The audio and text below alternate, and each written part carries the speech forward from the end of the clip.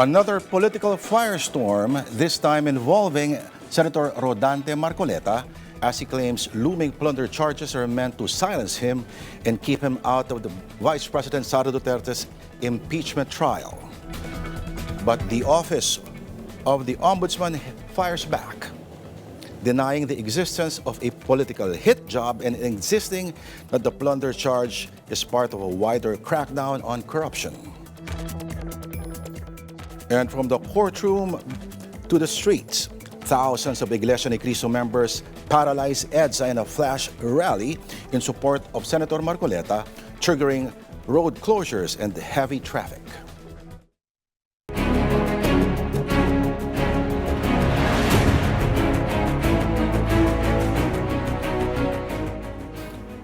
Good evening, you're watching Political Beat. I'm Lourdes de Vera. Members of the Iglesia Ni Cristo continue to gather at the EDSA People Power Monument to show support for Senator Marcoleta. And for the latest, let's bring in mobile journalist Jazz Paredes. Jazz, has the INC already secured a permit this time?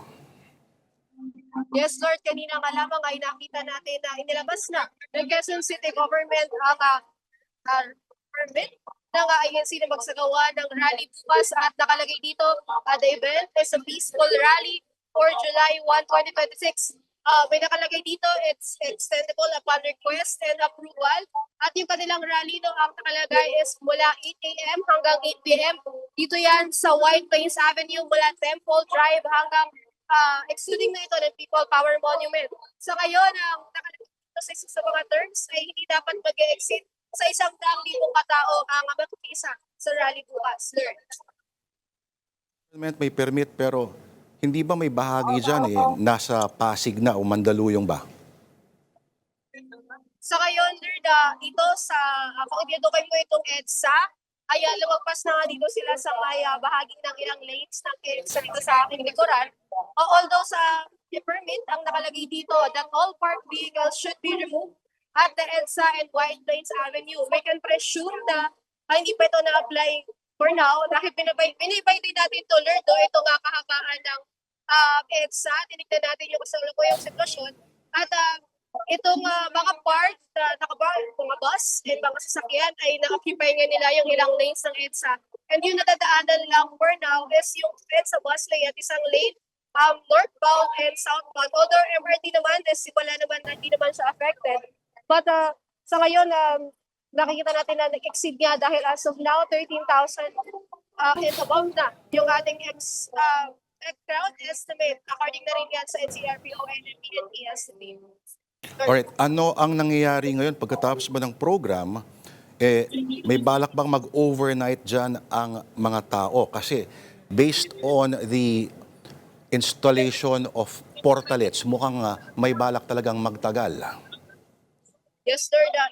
Dahil sana kayo inibot dito sa itsura sa likuran ko dahil medyo nga lang madilim at may, dito lang sa portion natin may ilaw. Pero kung makikita nyo sa likuran ko, meron yung mga naka-portalets na naka-ready. And bukod dyan, Lord, sabi ko nga, ano bang ina-expect natin? Are they going home after the program or they will stay? Although, Lord, hindi tayo nakakuha ng interview from the rallies themselves na nag-review sila magbigay ng pahayag. But we presume na mag-stay na lang sila until tonight dahil ang ilan sa kanya ngayon na natin tutulog na sa mga buses. And meron na rin mga nag-set up na mga tent, naglagay na rin sila ng sapin. So we can presume na yung ilan sa kanila, maybe not all, but hindi na uuwi at dito na mag-stay para antayin naman yung start ng rally for tomorrow, Lord. Okay. So, Jazz, kanina ka pang umaga nandyan sa area, no? Napansin mo ba, mas nadadagdagan ng mga tao, may umaalis ba? At nagbabago ba ang tono ng kanilang mga placards? Yes, Lord, no. Kung obserbahan natin, dito tayo simula umaga and it's around 7 p.m. na ng gabi. So, nung nag-start tayo noong umaga, ay kukunti pa lamang yung mga tao. Medyo maluwag pa nga actually itong likuran natin. At yung kanilang estimate, nag-6,000, 7,000, bandang 4 p.m., 2 p.m., naging 10,000. And ngayon, we're at 13,000 and above. Kung makikita natin, Lord, isa sa tanong mo, kung nagbabago ba, nung nagbabago, may mga pagkakataon lang na medyo lumuluwag yung kalsada kasi paulan-ulan, Lord eh. Actually, hanggang ngayon medyo maambon pa ng onte, pero dahil nga medyo umuulan, may mga sumisilaw for a while, pero hindi sila natitinag, meron mga payong silang dala na ready, and yung tone ng kanilang rally, we can say na it's more calmer in the morning, yun ang ating presumption dahil ngayon medyo mas vocal na sila at mas intense yung kanilang panawagan ngayong habang papalapit ang gabi dahil nga syempre the program nag-iiba yan mula umaga hanggang gabi, although isa yung kanilang panawagan ikulong ang mga mandarambong at tunay na mandarambong at ang kanilang panawagan at hindi si Senator Rodante Marcoleta ang dapat na makulong, maging patas, maging fair, at bigyan daw ng hustisya ang taong bayan. Although it's the same message, but masasabi ka natin, Lord, mas intense or mas malakas o mas powerful yung message na sinasend nila tonight, Lord. Okay, sino-sino na ang nagbigay ng mga talumpati dyan? At may balak bang magbigay ng talumpati o umattend o magpakita si Senador Rodante Marcoleta? Yes, Lord. Simula kaninang umaga, ang ilan sa mga personalidad na nakita natin, si dating Congressman Mike Defensor, nagbigay siya ng talumpati kanina. Kanina rin dumating si Batangas First District Leandro de Viste at kanina rin ay dumating nga si Senate President Alan Peter Cayetano.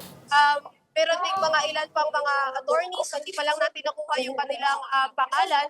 But so far, sila yung mga personalities na nakita natin na talagang nag-gain or yung nagpahayag ng kanilang suporta dito sa rally. Actually, nakapanayam nga din natin si dating Congressman Mike Defensor at nakikisama daw siya dito sa rally dahil ayon nga sa kanya, kanilang ikinagulat itong isasampangan ng ombudsman na bakit daw hindi yung mga tunay na mandarambong ang kasuhan.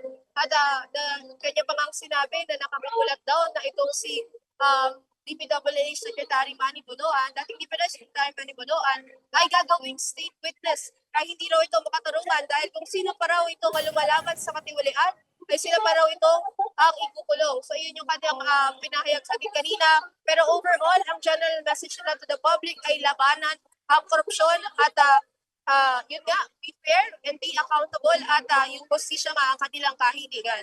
At sa kanilang tanong, kung dadating si Senador Rodante Marcoleta, actually, simula kaninang hapon, nakita natin merong mga nagka-capit visit anticipating the arrival of Senator Rodante Marcoleta. Hapon pa yun kanina. Then medyo pa yung crowd. May mga tip or may mga announcement dito sa program na possible and we're anticipating his arrival. Pagdating naman sa talumpati, I think we can presume na kung darating man siya, ay makakanilig tayo ng talumpati mula sa Senador. Pwede mong i-swivel Jazz saglit lang yung camera para makita lang natin. Alam ko medyo madilim, ano? Pero baka sakali lang pwede natin masilip yung kasalukuyang sitwasyon kasi yung mga niro-roll natin medyo kanina pa yon, ano? Yes, Posible sir. ba, Jazz? Sana makita natin, but best effort, Lord, no? Pakaipan natin yung kasalukuyang sitwasyon. Medyo madilim lang, pero kung makikita nyo, may mga nakapayong na release patuloy pa rin kahit malakas ang ulan. Nandito pa rin yung mga buses, tourist bus, yung ilan dyan, nag-stay. Diba, nasa labas na. At nandito pa rin yung ilan sa mga personnel for security measures. At ongoing pa rin yan until now. Kahit pa basa na yung kalsada, may mga nakahiga pa nga sa kalsada na nakita natin, binabaybay natin. But ito yung crowd natin, siksikan pa rin at napakarami pa rin talaga na nandito until now, Lord. Okay, Jazz. Sa ikalawang araw bukas, ano ang aasahan natin sa gathering? Yes, Lord. Sa hindi pa natin alam ano yung natin. Ngunit extra daw, sabi ng Temple Drive, the activity at ang kanilang nakalagay din ay cleanliness and orderliness shall be maintained at all times. Until 8 p.m. gagawin ito nga rally, 100,000 lamang yung exceed, hindi pa din mag-exceed sa 100,000 yung crowd. At sabi dito, the clearance may be revoked or cancelled oras na non-compliance will be observed sa rally tomorrow. But for now, we're expecting that the rally will be more peaceful and organized following All right, we seem to have lost Jazz Paredes. In any case, maraming salamat sa ulat mo, Jazz Paredes, live from the EDSA Shrine. More stories ahead when Political Beat returns.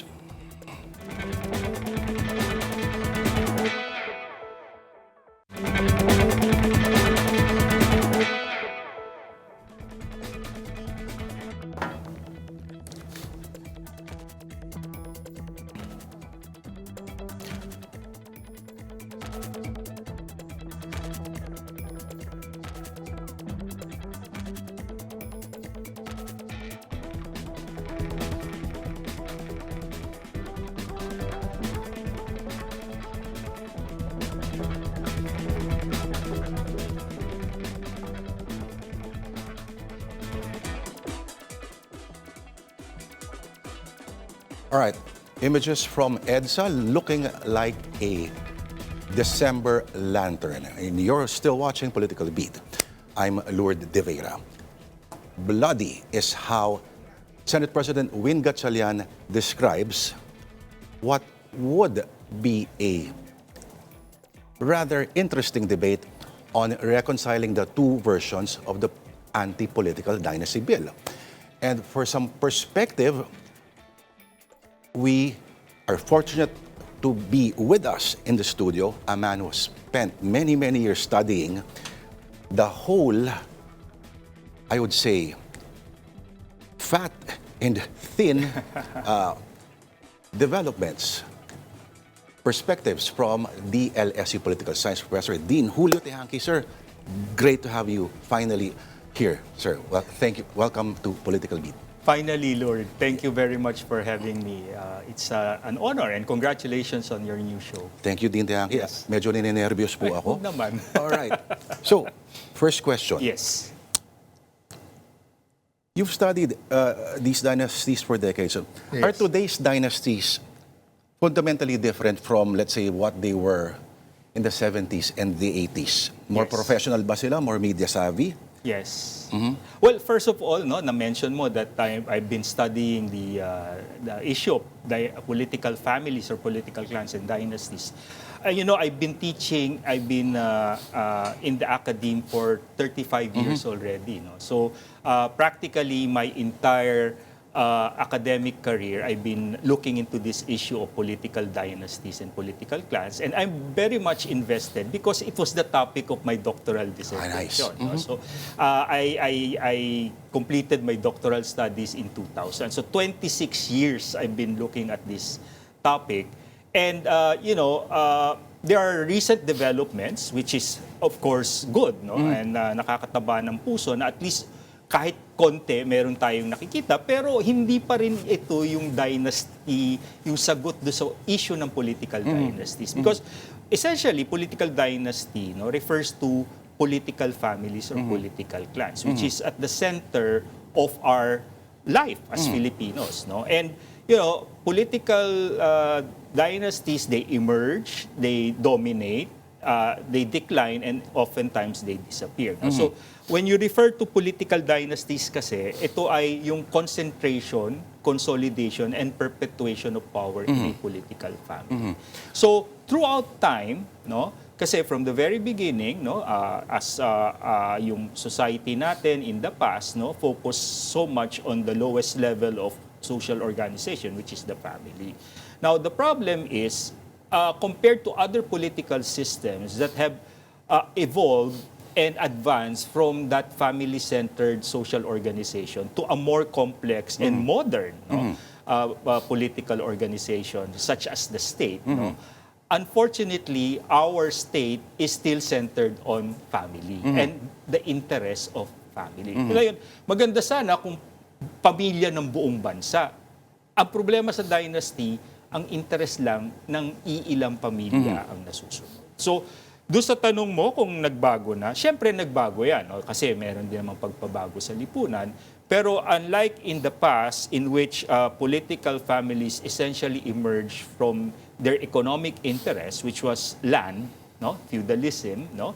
Then later on, nag-advance na yan. No? So ngayon, medyo iba na feudal pa rin pero with capitalist characteristics, no? So it's feudal but capitalist, but it is still also based on the economic and social interest, no? Palagi ko nga sinasabi sa mga estudyante ko, hindi ba niyo napapansin na there is a fundamental link between the local economy and the dominance of political families, no? Tinatanong ko, pag umuwi kayo sa probinsya nyo, sino may-ari ng franchise ng mga fast food? Sino may-ari ng grocery? Sino may-ari ng gasolina? Kung hindi yan kamag-anak ng local politicians, no? Yung mga local politicians themselves. Pero, Dean, your research count they count dynasties, ano? But Yes. how do you measure quality? Economic lang ba? Kasi may magsasabi na may political families that actually outperform non-dynastic politicians. Definitely. Oo. Kasi nga, because they have one thing na yung ibang politicians do not have, no? That is monopoly. No? So yung una-una, they have incumbency advantage, no? Kasi based on a study, no, from one of the faculty of UP Diliman, no, si Ali Corpanaw, no, napansin niya na halimbawa sa Kongreso, no, pag may na-elect na mga members ng dynasty, sa first term nila, masigasig yan, no? Ang daming bills na ini-introduce, nag-a-attend ng mga committee hearing, no? But once they are re-elected, no, sila ay bumababa yung productivity, tapos they focus on just distributing yung tinatawag nating pork barrel or yung modern manifestation ng pork barrel ay yung ayuda. Di ba? So, ang tawag dyan yung power principle. No? Power begets power. The longer a politician stay in power, the more he or she is interested in passing it through to his next of kin. No? At lalo na, nung naglagay tayo kasi ng term limit, nung una kasi, yung term limit was supposed to limit the powers of these dominant politicians. Pero anong nangyari? Dahil nag-term limit, pero walang anti-political dynasty na regulation, dumami ngayon lalo ang dynasty. Kasi nagkaroon ng incentive. Halimbawa, si Dada, no, ay long-time governor na term limit. Tapos nagbukas pa yung nabakante yung Kongreso dahil may na term limit. Tumakbo siyang Congress, yung anak niya ngayon ang umakyat ng governor. No? So, lalong dumami yung dynasty. Ngayon, dahil nga may incumbency advantage sila, syempre, merong mga lugar na probinsya, yung tinatawag nating stationary bandits, no, sa economics, no. Siyempre, nasa interest din nung mga predatory families na umunlad yung negosyo dun sa lugar nila kasi sila rin makikinabang. No? So, talagang magkakaroon ng correlation between development and dynasties in that region. Okay. Is there evidence that the younger members of dynasties govern differently from their parents? Ay, nako. Diyan ako nagkamali. Kasi doon sa dissertation ko, isa yun sa mga assumptions ko. No? Kasi yung dissertation ko covered the first batch of members of political families nung first na nagkaroon ng term limits under the 1987 Constitution. And this was after the 1998 elections. No? At ito yung during the 11th Congress, dito pumasok itong mga dynasties na ngayon ay senior na, lalo na sa Senado, yung mga nag-aagawan sa pwesto ngayon. Ito yung nagsimula sila as freshman legislators. No? And nung time na yon, because they were young, they were educated abroad, no? Ang kakala ko, no, na parang mas progressive sila. Lo and behold, no, more than two decades later, no, they ended up worse than their father, worse than their parents. No? So, mas trapo pa sila sa magulang nila. Considering sila yung mga pinag-aral ng mga parents, supposedly. Yes. So, yun nga, no, ang naalala kong analogy dito, remember sa Godfather, no, the Corleone family. Ang gusto ni Don Vito, mag-legitimize si Michael. No? Nag-end up na mas vicious pa si Michael kaysa kay Don Vito. No? So, ganun ang nangyayari ngayon. No? So, ngayon, nakikita natin yan dahil ang daming mga batang politiko, no? Lalong-lalo na sa Kamara. No? Yung iba sa kanila promising at very impressive. I just hope na hindi sila matulad dito sa previous batches of formerly young progressive politicians who turned out to be trapos in the end. Nako. Diba? May ganyan, di ba? Yung isang grupo dati ng mga batang kongresista. Dalawang grupo. Dalawang grupo. Dalawang grupo. May isang may anghang, may isa ay may liwanag. Pero pareho silang Yung isa palaman, di ba? naligaw ng landas. Oo. Tama. Yeah. Okay. So interesting yan, ano? Yeah, yeah. You would think that Yes. ma-enlighten sila. Right. Okay. Yeah. Nakakalungkot Yun naman nga, yun. no?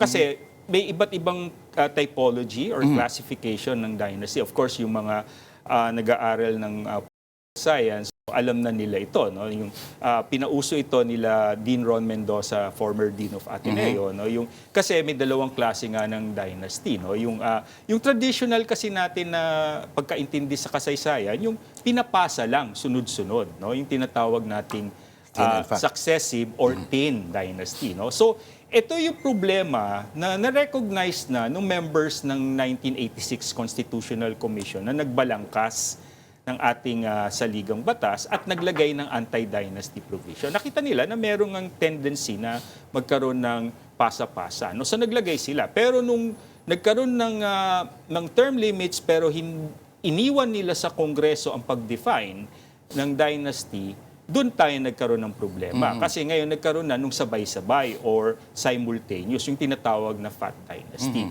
Ngayon, throughout the post-EDSA period, dumami sila na hindi na sila fat, no? More than 5 members of the same clan holding simultaneous national, local, or even appointive office. Ang tawag ko na dyan, obese. Oo. No? And Atake na sa puso yun. Hindi to fat shaming, no? This is a health Opo. metaphor. At least wala namang yung dynasty ang tinutukoy dito. This is a health At sa mga metaphor. tumututol dyan, wala, bato-bato sa langit. Ano lang to, no? Kumbaga, it is bad for the health of our democracy. Yes. Kasi yung dynasty, parang yung cholesterol na nagkaklag sa artery ng power. And in a genuine democracy, the health of our democracy relies on the circulation of elites. No?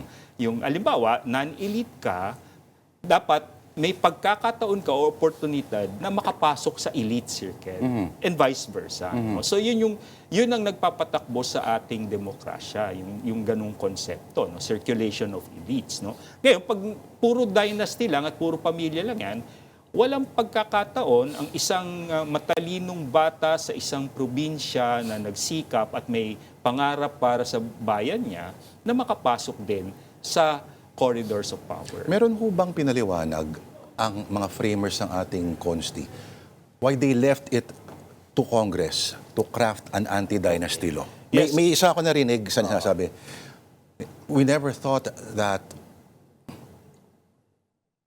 they could abuse it to this level. Yes. Parang Yan si Chairman, Commissioner Christian Monsod, no? Former COMELEC Chair. No? And in fact, he was right in the middle of the debate. No? Kasi parang, I think, no? Parang nanalo lang yung pro-dynasty ban by 1 vote at sa kanya galing yun. Kasi originally, tutol siya kasi ang konsepto niya ng democracy, you should not be penalized because of your surname. No, in a real democracy, elected naman yan. And these are the usual excuse or reasons na ginagamit ng miyembro ng political license. Hindi naman kami dynasty, elected kami, and bakit kami mapipinalize, binoboto kami ng tao. yan.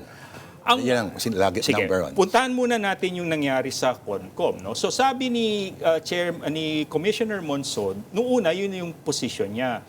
Tapos nagkaroon ng break sa debate, tapos kinausap siya ng mga kasama niya at na-convince siya na lagyan ng anti-dynasty ban. No? So he broke the tie, 1 vote lang, pumasa. Kaso matindi yung debate kasi ang nag-introduce niyan was a very famous constitutionalist, si Jose Noliedo. No? At siya ang nag-introduce niyan. Una, in-introduce niya yan sa local government article, pero hindi pumasa.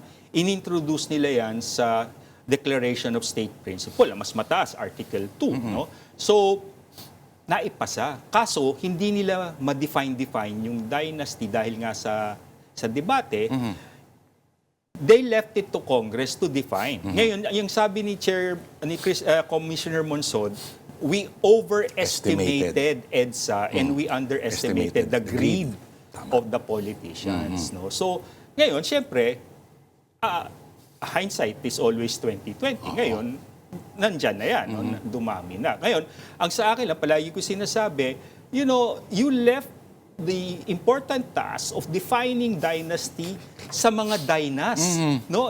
The house is a house of clans, no? House of dynasty. It's like asking Dracula to guard the blood bank. Yes. No? Bantay sa laka yan. No? So talagang, ayun, inupuan na lang. Inupuan, dinibol ng dinibol. No? And the only time, there were 2 times na kumontik ng pumasa ito. No? Ang unang-unang nag-introduce na anti-dynasty provision was then Senator Teofisto Ginggona. No? Hindi rin pumasa nung early parts ng Congress. No? Then later on, nung panahon ni President Noynoy Aquino, it was part of his program. Kasi kung walang kurap, walang mahirap, di ba? So, tuwid na daan. No? It was part of his platform. And I was one of those who helped him draft that platform. So, alam kong nandun yun. In fact, nung second to the last SONA ni Pinoy, pinangako niyang ipapasa niya. Kaso nga, eleksyon. May manok ang mga liberal. So they had to deal with the dynasty. So talagang pinark muna nila. Ngayon, ano nangyari? Di syempre, the next administration, na-wipe out ang mga liberals. No? Dahil nga hindi nila tinulak yung mga reforms na katulad nito. Ngayon, nung panahon naman ni President Duterte, nag-attempt siya magtulak through yung kanyang yung Puno Commission, no? Yung Consultative Commission. Doon naman, it's like a big bang reform na nakasakay doon sa kanyang political project ng federalism. Ako, naimbitahan sumama, but sumama ako para maitulak ko yung mga political and electoral reforms. And I was, I served as the chair of the Committee on Political and Electoral Reform. Sa Consultative Commission ng Puno Commission, na itulak namin lahat yung anti-dynasty and all the reforms. Kaso, nung pinasa namin kay President Duterte, tinignan lang niya, tapos nag-photo op na. That was it. No? So, kasi nga, I don't think that the elites would legislate themselves out of power. No? So, kailangan yan, may pressure from the people. At kailangan may incentive for them to work for this reform dahil sobrang tindi ng public opinion against it. At nangyari ito nung flood control scandal. Diba? Na si President BBM mismo ang naging whistleblower sa sarili niyang administration. At dahil nagpanik ang mga elites back then, nag-isip sila na, oy, kailangan natin mangako ng package of reforms. At nung LEDAC, last year, mag-iisang taon na, 2 ang political reform package na prioritize ni BBM. One is the anti-dynasty and the second one is the party list. Doon sa anti-dynasty, akala natin itutulak kasi nagkaroon ng big rollout ang lower house, ang Senado, ikot-ikot pa sila, nag-public consultation. Roadshow, tawag nila. Roadshow. Lahat yan sinalihan ko. Lahat ng imbitasyon ng Senate at ng House, pumunta ako. Hoping that they will really come out with a practicable, workable, and genuine anti-political dynasty law. Sa House, ang dami-dami, more than 30 bills ang kinonsider. No? Sa Senate, around 20. No? Anong nangyari? Yung nilabas na House version ay yung pinakamalabnaw at watered down at pinakamaraming loophole. Okay, kung sinasabi nila, yung House Bill 9906 versus yung sa version ng Senado 2090, sinasabi ni Senate President Win Gatchalian na maging madugo daw, no? Yung magiging debate dito, yung pag-reconcile ng dalawa. At this point, pwede ba tayo mag-settle? Kunyari na, well, wala tayong magagawa, pero better than nothing. Okay. Sige. That's a good question. No? Kasi after more than 25 years no, nang walang nangyayari, at least may first step, miski konti. No? May ganong school of thought na sinasabi, better than nothing. Ang problema ko sa ganyan, no, balikan natin yung party list. No? Na pinag-uusapan Eksakto. din. No? Balikan natin yung party Yung list. NAMFREL po ba pinuntahan ninyo kanina? Hindi, it's the Presidential Legislative Ay, Liaison opo. Office, Nga pala. PLLO. No, kasi sila yung naghahanda dahil next na sa agenda after nung watered down na anti-dynasty. Ito namang watered down party list. I hope it's not watered down. No? Kasi just like the anti-dynasty bill nung sa House, it's the Speaker himself together with the Majority Floor Leader Sandro Marcos who introduced the bill. Now, out of the 30-plus bills na inintroduce, no, yun yung pinakamahina. Maraming mas maganda. Pero nag-decide sila na yun ang ipasa. Di ba? Ngayon, to be fair to Majority Floor Leader and Presidential son Sandro Marcos, in an interview, he said, I'm an idiot if I don't say na hindi ako miyembro ng political dynasty. You have to give it to the guy. No? I At like his least, honesty. Oo, honesty, forthrightness, no, sinabi niya. At hanggang dyan lang kami. Ang hope niya, aayusin ng Senado yan. No? And yeah, tignan natin. Kasi doon naman sa version ng Senado ay yung version ni then chair of the committee ng electoral reforms ay si Robin Hood Padilla. Risa Hontiveros. Risa Hontiveros. At kasama rin ako sa na-consult doon at ikukumpara mo yung dalawang version, hindi perfect, hanggang second degree pa rin yung ban, pero mas workable. Kasi ina-address yung sabay-sabay at yung sunod-sunod. No? Dito kasi sa version ng House, walang mention of the sunod-sunod. Pwede. Tapos ang ginawa nila, jurisdictional. Kumbaga, national, provincial, local, house, no? No two or more members of the same family can run at every level. Pero, Pwede ba? sa umpisa, titingnan mo, okay, no? Pero, halimbawa sa house, wala namang magkapatid, magkamag-anak, usually. Meron, pero hindi kadalasan na naglalaban para sa same May alam ako mag-ama congressional seats. sa Bicol. Meron, oo. Pero hindi Hindi palagi. Hindi palagi, no? So pag inisip mo, una mong babasa, galing ah. Pero in fact, hindi siya anti-dynasty, pro-dynasty siya. Yes. Kasi kung papayagan mo yan, parang nilegitimize mo pa Yes. yung dynasty. Yun At sinasabi. pwede silang magpatakbo ng hanggang 30 at magpanalo ng hanggang 15. Di ba? Parang hindi, no? So, talagang malabo. Lilipat lang ng address yung iba. Yung iba, pwede lumipat na address. So, at least, doon sa Senado, yung Senate version, walang ganon. So, hopefully, kaya sinabi ni Senate President Win siguro na madugo, talagang kung paano nila ngayon, i-reconcile. No? Hopefully, doon sa signal ni Congressman Sandro Marcos na hahayaan na kayo. nila yung Senado at alam naman nila na hindi maganda yung nailabas nila. No? So hopefully, ngayon may isa pang alternative dyan. No? So kami, I'm part of this group, Anti-Dynasty Network, no? Na composed of civil society organization and academic members of the academe and members of political dynasty. No? Kasama namin dito. Isa sa mga co-convener namin, si Mayor Vico Soto. No? So member ng dynasty. In a At saka way. sila Kiko D, and even Lino Cayetano, no? Kasama namin dito. No? Okay, interesting. So these are the more progressive minded dynasties who are anti-dynasty. So we believe na siguro hanggang Senado i-push pa natin, i-lobby natin, bantayan natin, no? At kung hindi, may alternative. Alternative naman, there's another group, dapat isa lang, no? Yes. Ito naman, member ng church and civil society organization and different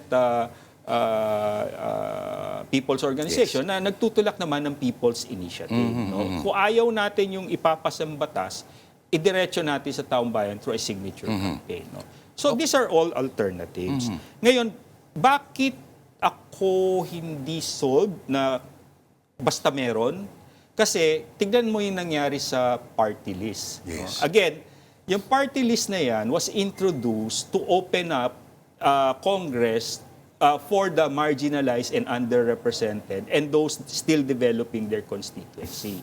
Ang nangyari ngayon sa ating party list system, hindi mo na siya masasabing para sa underrepresented at marginalized dahil ang party list system ngayon ay pinamamahayanan na ng mga dynasty contractors at celebrities. No?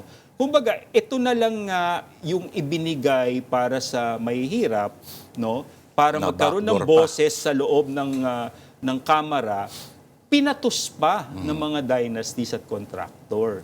So, paano umabot dyan? Kasi, tatlo ang problema dyan. Salamat sa ruling ng isang justice pala.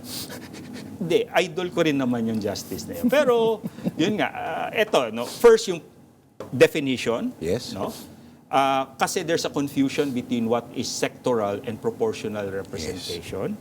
Second, yung implementation. Yung RA 7941, the Party List Act of 1995, palpak. Nag-introduce, proportional siya. Pag proportional kasi, ibig sabihin, yung share ng Yes. vote ng partido, dapat yun din ang share of seats. No? Naglagay ng 3 seats na cap. No? So, hindi na proportional yun. So, madidistort ngayon yung resulta ng eleksyon. Kaya siya proportional dahil hindi siya katulad ng district na winner takes all, na first past the post. Halimbawa, kahit na paramihan lang ng boto, kuha mo na yung upuan. Nasasayang ngayon yung boto ng ibang tao. Sa proportional, lahat ng boto may patutunguhan. Naglagay ka ng 3 seats cap, nawala tuloy yun. Tapos, dapat kasi yan may floor, parang toll gate. Okay. Ang tawag ng threshold, 2%. Dapat, alimbawa, 100 yung partidong sumali doon, yung nakakuha lang ng 2%, sila lang ang ididistributan ng seats. Ang nangyayari ngayon, kahit hindi ka nakakuha ng 2%, lahat walang floor. So halimbawa, ikaw ay nanalo lang ng 300, 200 votes, pero umabot sa'yo yung bilang, may isa kang seat. Napakadali for a dynasty or a contractor to Yes. buy 200 votes, 300 votes. Yes. Tapos ang kapangyarihan ng isang party list representative, walang pinagkaiba doon Correct. sa perks and privileges ng isang district representative. Nakakakuha rin sila ng allocables. Yung nagtatago nga ngayon, Prof, di ba? Di ba? Ay party list Oo, representative. Oo, di ba? So yun yung issue doon. Pero Ngayon, ano pa yung pinapropose ninyo? okay. Pinuntahan Kasi nyo yung kanina? pangatlong problema dyan, yung interpretation. Dahil nagka-problema, hinarap sa Supreme Court, kada desisyon ng Supreme Court nababago. So lalong lumabo. Ang fear ko kasi, pag pinayagan natin itong malabnaw na anti-political dynasty, matutulad yan doon sa party list. Na I'm sure magkakaroon yan ng controversy at may maghahain yan sa Supreme Court, mas lalo gugulo yung usapan. Di ba? Hindi pa ba tayo nadala? Di ba? Mas lalo... So, ang ano kasi dyan, ang tawag dyan sa social science, sa political science, path dependency. Kumbaga sa chess, yung first move mo will determine your end game. Di ba? Buti pa sa ano kung galing-galing natin mag-amend ng mga batas. Correct. Hindi Di ba? naman. Kung palpak sa umpisa, palpak yan hanggang sa dulo. So, yun ang kinakatakutan ko. Kung hahayaan na lang, sige, basta may maipasa na lang, pwede na yan. Hindi pwede yung pwede na yan dahil, Better nothing at all. mas okay pa nga yun dahil less harm. Di ba? Ano nga ba yung ethics no, sa do no harm? Di ba? Di ba? First, do no harm. First, do no harm. Di kung makakagulo lang, wag na lang. Di ba? Maghintay na lang tayo ng more progressive na administrasyon na magtutulak yan. Di ba? So, yun yung Interesting. thoughts ko. Ngayon, ano yung ipapalit? Well, dalawa kasi yan sa party list. No? Issue of representation. No? Kasi nga, obvious naman kaya nga binukod yung 20% dun sa 80%. Kasi yung 20% para sa mahihirap, para sa underrepresented, no? Ngayon, kung sasabihin mo yung 20%, para din sa mga contractors at sa mga iba't iba security sa mga ano yan, yung mga iba't ibang ano yung mga Hindi iba't kailangan ibang maging miyembro ka ng sektor. Basta, Tapos yung sabi pa hindi ka yan. no. Yung interest nila, basta I support their interest. Yung advocacy. Oo. Hindi. So pag gusto niya ipagbawal na yun. Actually, yun yung tinutulak natin. To address that, kailangan member ka ng sector, may record ka ng really working for that sector, di ba? Tapos yung sectoral organization nyo, more than 5 years ng nagtatrabaho dyan sa issue na yan. Hindi pwede yung advocacy lang or tapos pagre-resignin lahat ng nominee, papasok. Bawal na ang substitution Grabe yun. except for death or disqualification. Kasi yung withdrawal diyan nagsisimula yung Yes. yung bago. Tapos alam Nadali mo ba tayo na dati dyan. binebenta pa ang party list, no? Binebenta yan, no? May mga party list for rent, may party list for sale. So alisin yan. Alisin lahat yan, no? So yan, tapos meron pang isa yung yung manifest yung demonstration of work for the sector. Halimbawa, bago ka ma-renew, no, kailangan ipakita mo at least 50% ng iyong legislation nakapasa ka dun sa sector mo. At kasi marami dyan sector Wala ng lang. manggagawa, wala namang pinasang para sa manggagawa. Representing security guards. Wala. Di ba? Oo, di ba? So, yun, di ba? Yung Magkaugnay itong dalawang to kasi ginagawang backdoor to pag yes. sobrang nakakahiya na. Oo. Tapos yung isa pa kasi, dapat yung pag-ban sana sa dynasty, nandun na sa anti-dynasty, sa party list. Ang ginawa nila, hiniwalay nila, ang front and center ngayon nitong party list reform ni Speaker D ay yung ban on dynasties and contractor.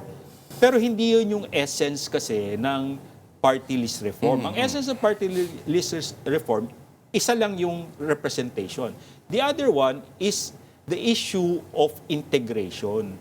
How do you convert the votes into actual seats? Yung formula. It's a mathematical problem. No? Kasi karamihan din sa kaguluhan dito sa diskusyon sa party list ay dun sa paiba-ibang formula na ginagamit sa pag-convert ng seats, no? Yung 2% threshold or whatnot. Ngayon, masyadong komplikado yon, pero ang simple explanation, tanggalin mo yung 3-seat cap. So halimbawa, party A, no? Kung nakakuha ka ng 10% of the vote, 10 yung upuan mo or 5 yung upuan mo kung 2%, no, di ba? So dapat walang cap, no? Tapos, ang sasali lamang do sa distribution of seats, yung makakapasok sa threshold. Ngayon, yung threshold kasi, pag arbitrary 2%, 3%, sabi nila, mahirap yan, hindi kaya ng mga underrepresented groups. So, sige, gawin natin siyang changing. Nagbabago siya. So, halimbawa, kasi nagbabago rin yung number of party list seats Based yan, 20% Yes. of the district seats. Yes. Ang district seats mo nagbabago. Minsan may mga bagong Yes, oo, may distrito. mga naghihiwalay ng May mga nahiwalay, may nagsasama. So, ang gawin natin, ang divisor mo, yung number of party list seats, 100 divided by the party list seats, yun ang iyong threshold. Halimbawa, ngayon, 63 ang seats. 100 divided by 63 is 1.5. No? And 1.5 is a universally accepted threshold. From 1.5 up, depende sa bansa. May ibang bansa, 2. May ibang bansa, 3. May ibang bansa, 5. No? Depende yan. No? Sa atin, okay yun. 1.5. May mga makakapasok Ang na joke dyan. nila, ano yun, mangkukulam, ay yung nakahati yung katawan, 1.5. Yung manananggal. Manananggal. Oo. Din, interesting yan, pero ibang topic. Okay. Para i-reserve natin Sige. for another topic. Yes. Sinabi ninyo dati na yung 2019 midterms ay talagang watershed moment Yeah. dahil nakita natin ng more than 32 candidates Yeah. from talagang durable clans, ano? Okay. Estradas, Eusebius, Rodriguez, Ecleos, Okay. ay hindi sila nanalo. Yes. Okay. Tapos, mapunta natin itong yung mga dahilan kung bakit nag-fade ang mga dynasties. yes. Challenged and defeated by another dynasty. Yeah. Example mo ay sa Ilocos Sur, mga Eclosologos and Singsons. Yeah. Defeated by a non-dynasty. Yeah. May binigay kang examples. Ang mga D ay pinalo ng isang Grace Padaca. Oh, but now they're back. They're back. Oo. Si Among Ed Panlilio, ng Pampanga. Yeah. Si Arlene Cacabag-Aw, at least nandiyan pa rin. Oo. Natalo, tapos bumalik. Bumalik. Beset by intra-family competition. Yeah. Ang examples mo ay Binay sa Makati, although nandun pa rin sila, Abayas, and Aguinaldo in Cavite. Right. Overstaying in power or extended political base like the Estradas. Estradas. Okay. Pag ito bang mga failures na ito ay may sinusundan silang timeline? Okay. Kumbaga, may laurel kang binigay Oo. na nawala Defunct. talaga. Yeah. Oo. Oo. Pero after many decades of being in power. Yeah, oo. Yeah, kasi aside from the fat and thin classification, ako naman, on my own, part of my research in the Australian National University noong 2019, I developed my own typology. No? So, ang sa akin, dynastic cycles ang tawag ko dyan. No? Kasi after looking at the records and lahat ng dynasties sa Pilipinas, no? And I'm updating this study by the way, no? Yung I classified them into the durable. No, these are dynasties that have been with us since the Spanish and American Yes. colonial period. No, more than 50 years plus. Yung iba sa kanila 100 years. Like the Ortegas have Yeah. been consistently in power Andiyan pa sila.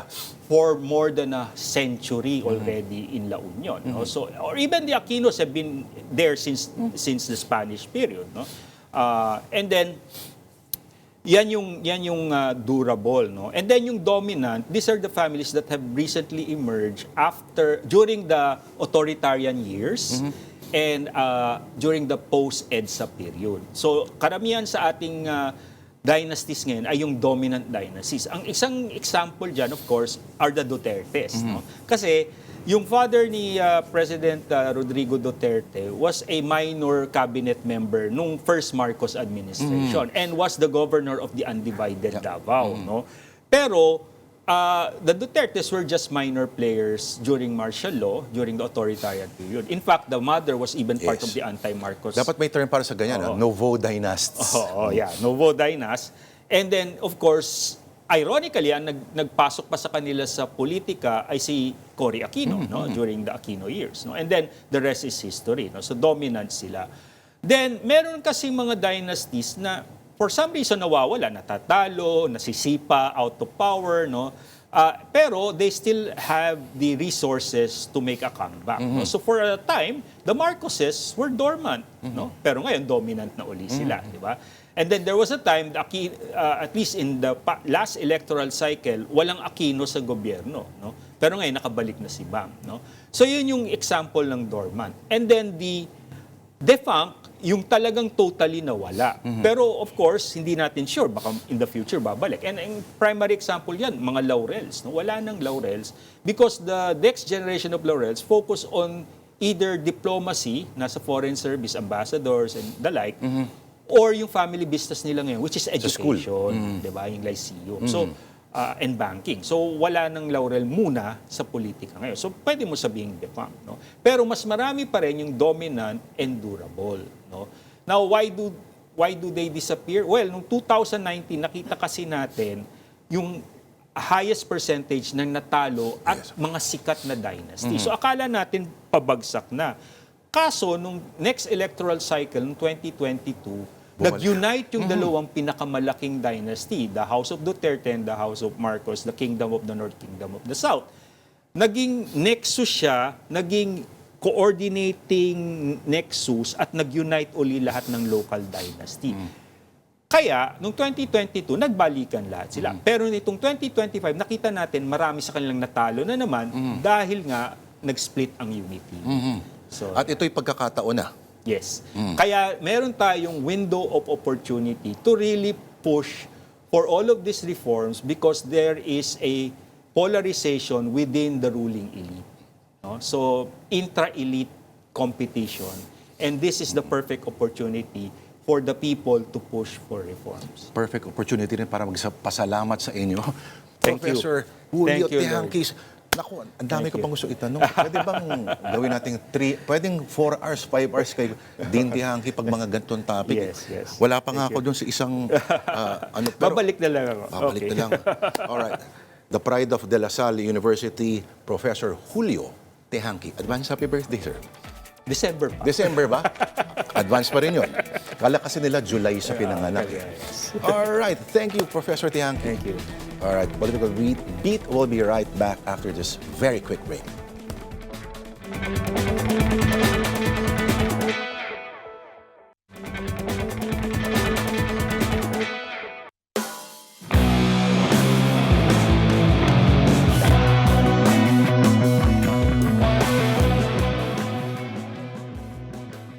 On a normal day, all you needed to paralyze EDSA is a single stock vehicle and an old lady watering the plants on the sidewalks of the Shaw underpass. Now, there are more than 10,000 people rendering the highway more impassable than usual, as well as the hundreds of angry Facebook posts.